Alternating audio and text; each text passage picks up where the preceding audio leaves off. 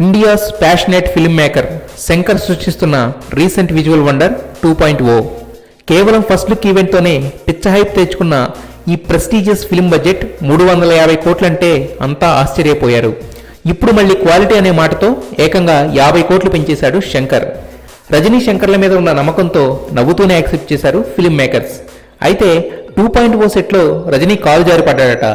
కుడి కాలికి serious injury అవడంతో మళ్ళీ బెడ్ రెస్ట్ సజెస్ట్ చేశారట డాక్టర్స్. అయితే అది ఒక్క పాటకు సంబంధించిన షెడ్యూల్ కావడంతో కొంతలో కొంత ఊపిరి పీల్చుకున్నారు.